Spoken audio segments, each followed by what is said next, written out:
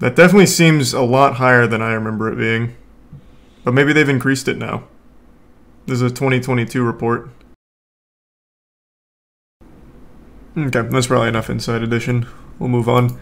But I do like Inside Edition. They post some of the goofiest shit, and I really appreciate it. Especially how concise they are with the stories.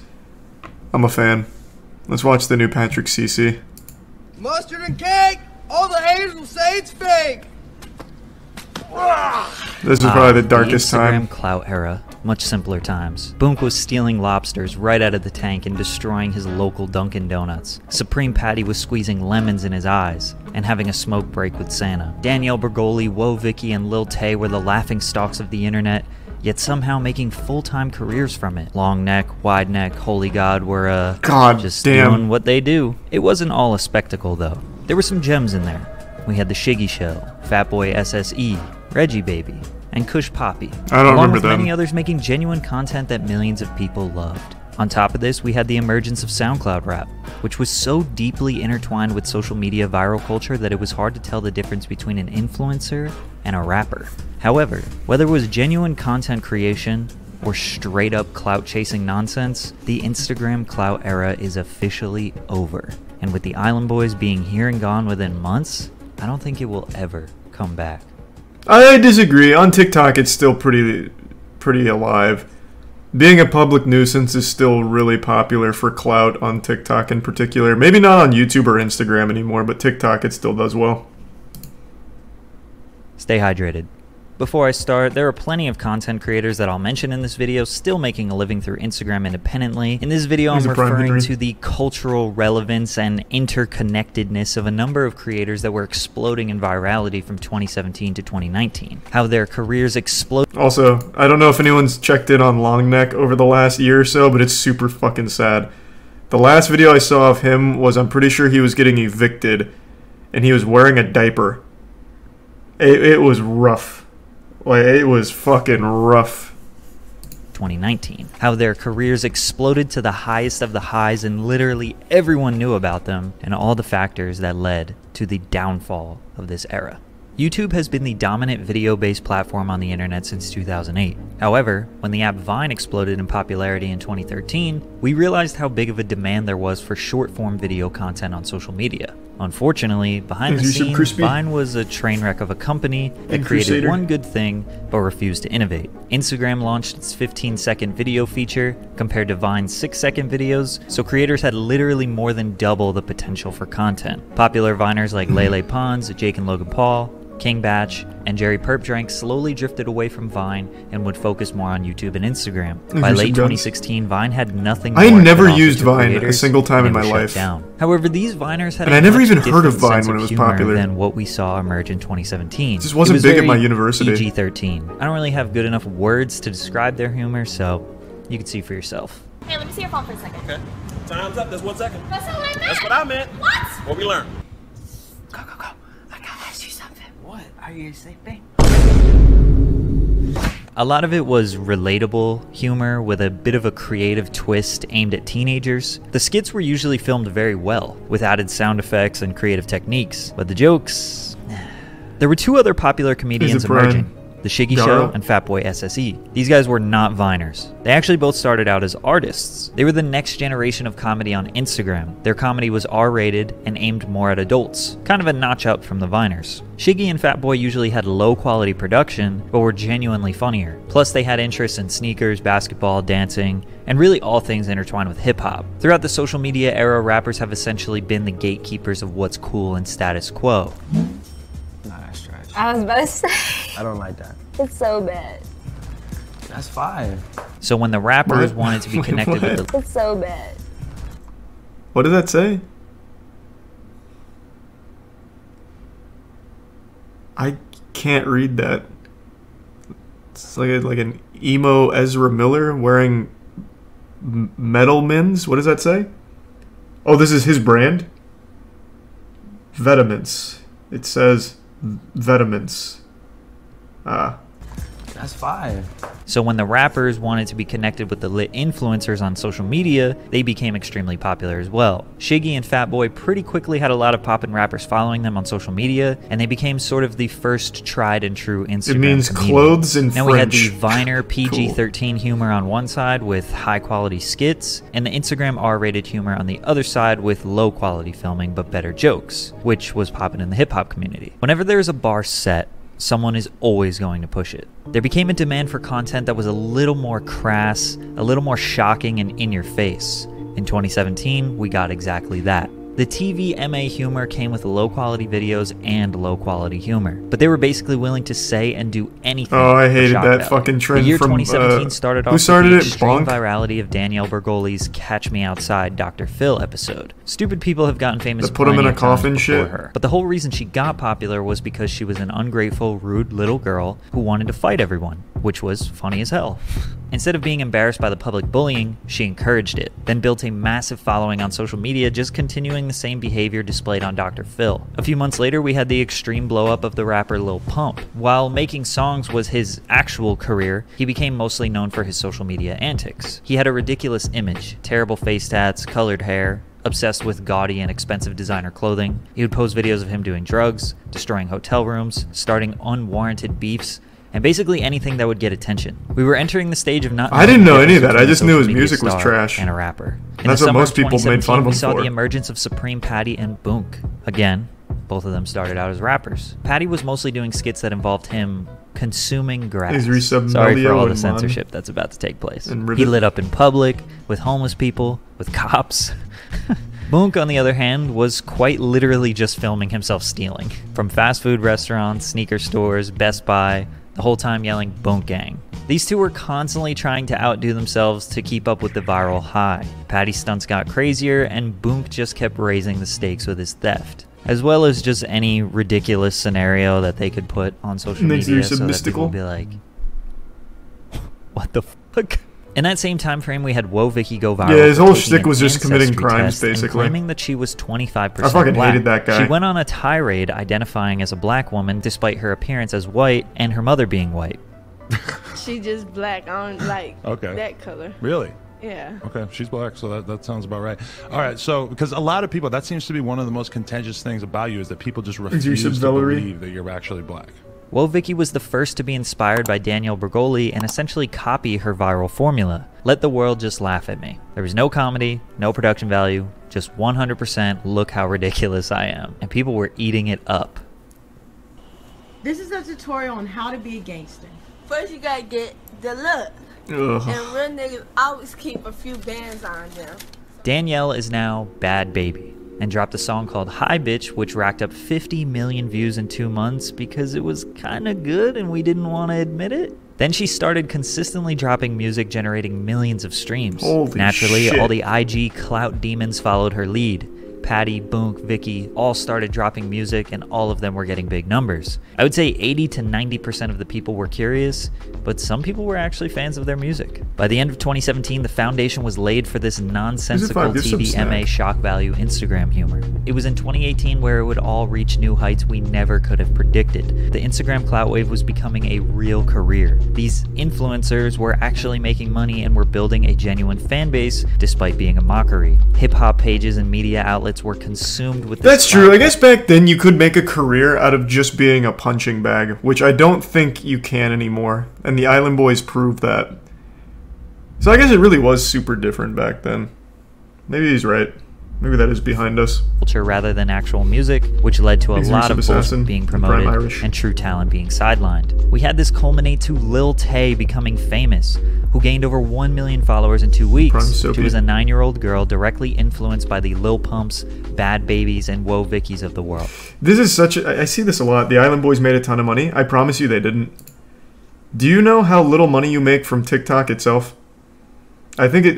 What is it? I think it's 10 million views is $1-ish on TikTok. What is it again? They haven't made shit. They didn't monetize themselves. Their music didn't go anywhere. They didn't get any sponsor deals. They didn't make shit. All they have is TikTok views, which makes $0.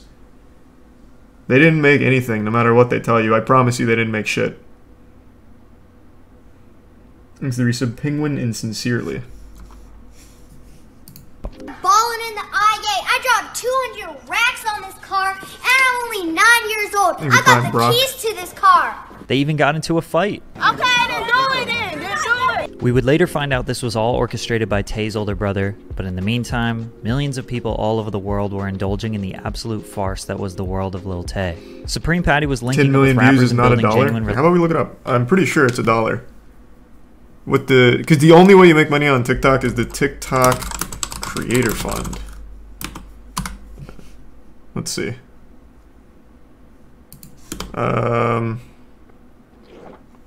What would I type in? It wouldn't be CPM, would it? What would I look up?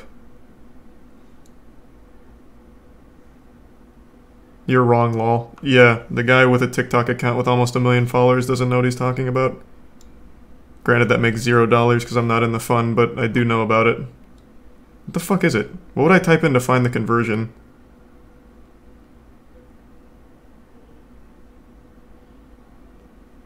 Maybe this would be like broad. We'll do broad strokes.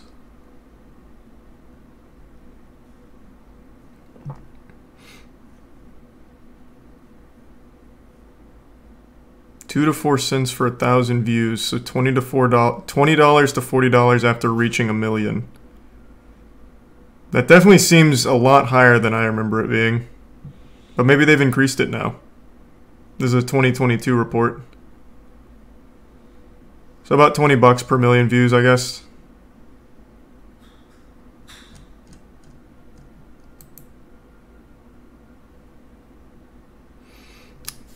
Still only $100 for 10 mil. Yeah, ish. Somewhere in that ballpark. Looks like they amped it up in 2022 though. So that's good. Relationships. Lil Xan was exploding in popularity. Lil Pump was in his peak. 6ix9ine was in his peak. Every single rapper was covering their face with tattoos. Adam22's No Jumper YouTube channel was once a place for covering emerging talent, but became one of the biggest media outlets giving these people a platform. Mid-2018, these Instagram warriors were generating more interest and viewership than actual rappers. They were living the high life. Plus, they were all collaborating and working together. These collaborations were making them seem more famous and relevant than they were, which in turn was making them more famous and relevant. Who would have ever thought all you had to do was be as ridiculous as possible and you would be generating millions of fans? We truly came a long way from 6-second Vine videos. Summer of 2018 would be the peak of this Instagram clout wave. According to Google Trends, basically all the people we talked about in this video peaked around May to July of 2018. Kind of crazy how that happened. Shiggy was collaborating with Drake, Fatboy was a household name amongst rappers, Patty was on Ridiculousness. At this point, he was a certified stuntman. Bad Baby dropped an album with features from Lil Yachty, Lil Baby, Ty Dolla $ign, and was doing a whole US tour. It seemed like this was our new reality. Instagram stars were the new pop culture. But like all things that rise very quickly, they come crashing down just as fast. In June of 2018, rapper XXXTentacion passed away, which was a huge loss to the SoundCloud rap community. X was tied in with basically all these Instagram stars. It was a shocking blow to the whole culture. Lil Tay disappeared. The internet figured out that Tay was basically a puppet that was being controlled by her older brother. Once he got exposed, Lil Tay went on Good Morning America. Lil Tay was on Good Morning America to try and save her brother and family's reputation. Does anyone watch that, It didn't though? work, and she wiped her Instagram clean. She's basically been gone ever since then. Boonk had a really bad fallout on the No Jumper podcast. He was intoxicated and surrounded by people who were not trying to help him. He shot himself multiple times in the leg on accident, but this didn't stop him from continuing his lifestyle. He just kept spiraling down in front of the whole world. He needed help badly. Who could have seen Patty that coming? did a good job maintaining his brand. He had genuine relationships with celebrities. Plus, he introduced the world to wide neck, long neck, and Nick's face, which would continue this circus for a little while. I guess people with strange deformities were the next wave on Instagram. This is where things started to get a little weird even for the fans. Twitch The acting Neck and Tier brothers 1 were brought up erect. through Patty, Adam22, rodent. and their own Instagrams. If it isn't obvious, wide neck and long neck got popping because of their Tier 1 bodies. Venus. All of their content was them making fun of themselves, women fawning over them in an ironic way. It became a moral battle for the viewers. Am I happy this person is owning their genetic disadvantage and profiting off of it? Or am I just straight up making fun of them? They started dropping music, and it just started to feel like too much of a circus to entertain anymore. From this, we got the blow up of Holy God and Nick's Face, who both seemed to be more positive and personable people. Also, Woah Vicky teamed up with Shay D, and she seemed to be very genuine and pleasant. However, people were starting to get tired of the same old jokes, and the shock value was just getting lower and lower. In mid-2019, Boonk was at his lowest moment. He joined a gang seeking love, acceptance, and thinking his career would be saved by his affiliation status. He knew he wasn't a gang member and wanted out of the gang. The members didn't like this for obvious reasons, and he got his jaw destroyed by a punch with some brass knuckles. The result of this was him having his jaw wired shut for 6 weeks. This inspired him to do a full 180 with his life. He discovered his faith, put all his energy into his religion, dropped the name Boonk, and now goes by John Gabbana. He dedicates most of his life to positivity in music and on social media. Whoa, Nobody helped him do this but himself. It's truly rare for us to see someone on social media hit rock bottom, then rise up in a positive way. In fact, John and Vicky are a couple now. I don't think there could be any two people more perfect for each other. So it's very sweet to see them turn their lives around. Vicky and Bad Baby were basically just influencers. Nobody was even making fun of them anymore because they had already exhausted the few interesting quirks that they had. Well, Bad Baby went viral again when she started tanning. But they built an audience of people who really like them now, despite all the bullshit. TikTok kept them both relevant. TikTok was quickly becoming the #1 platform for people to spend their time on. I'm not quite sure how these two managed to transition over there well, because all of the other influencers struggled. I think it's because TikTok users were like, oh no, not you again, I came over here to stay away from you. Or maybe IG people just didn't believe that TikTok would get more relevant than Instagram. 6ix9ine went to jail in 2019. Lil Pump didn't continue his hype and everyone was fed up with his antics. There was no more Boonk gangs stealing shit and causing chaos. Does Lil Pump still make trying music? To push industry plant SoundCloud rappers like Baby Goth and Jumex who were so obviously behind the wave of face tats and colored hair. People were mad at Adam22 for even giving these people attention. Who's that? Viewers realized that they had entertained these spectacles for too long. Yeah, he does. And demanded that Adam cover serious artists again. Hip-hop fans and social media in general were so fed up. It was impossible to tell what was serious and what wasn't, so everyone had trust issues. Instagram comedy took the original spark created by Viners and brought it as low as they could go. I think really the true end of this whole wave was the pandemic. Now nobody was outside. These influencers weren't collabing, they weren't taking pics with celebrities or getting invited to music video shoots. Yes, there were more people than ever sitting on social media all day, but the only way you were going to capitalize on it is if you were genuinely interesting and different. Plus, with the protesting and basically the whole USA catching on fire after the death of George Floyd, nobody was willing to put up with antics and nonsense. So basically, they didn't care to see Supreme Patty squeeze lemons in his eyes. Patty was also at his most depressed and unhealthy point, but he made a change. He started pursuing a healthy lifestyle. No more drugs, alcohol, or bad foods. He lost a ton of weight and was inspired by John Gabbana to go down the right path. Him and John actually had a boxing match in 2021 in hopes to make some money during the pandemic. These days, he's back to stunts and doing the same old stuff from 2017. Some people look at it as nostalgic, others look at it as him trying to recreate a moment that's never going to happen again. From 2020 and beyond, Drewski has been the only person to capitalize on superstardom in the Instagram comedy wave after its peak, and that's for one reason. He's genuinely hilarious. No gimmicks or bullshit. Just genuinely good comedy. Mario Judah was able to pull some antics and gimmicks that got people's attention, but it didn't last very long and he disappeared after being viral for 3 months. Really, during the pandemic, we saw the Twitch streamer wave. People who were able to entertain for multiple hours on end, which we know none of these IG people could have done. Then recently, Not true. I think the IG people could have done it. The 2021 version of this whole Instagram clout wave. The problem is, we've seen this before. We went down this route. Face tat filled rappers with no talent that allow the internet to bully them for attention. It was an exhausted formula. We all entertained it for a month or so because it was nostalgic, but their rise and fall was faster than anyone we had ever seen before. It was a great era. A lot of the comedy was based on shock value though, which doesn't age well. Plus, you constantly have to keep raising the bar, which is unsustainable. It's unfortunate that our entertainment was at the expense of other people's livelihoods and sanity. We are currently in a cultural reset. Due to the sheer amount of people that successfully or unsuccessfully attempted this clout attention grabbing nonsense, it just won't work again. What will the next wave be? I'm not so sure. I think it still works on TikTok though. I stand by that. That shit still does really well on TikTok. It's just not like the full general audience. Next wave is dick riding. Yeah, I guess. Dies faster than it used to. That's just because everything moves faster than it used to on the internet because there's so much of it. That's just the nature of it now. It's disgusting that someone like Bad Baby is famous and a multi-millionaire now.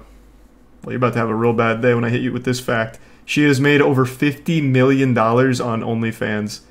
She was scrolling, as a flex on Instagram, she was scrolling through her OnlyFans and confirmed she has made over $50 million on OnlyFans. That guy is going to be fuming right now. Fucking wild.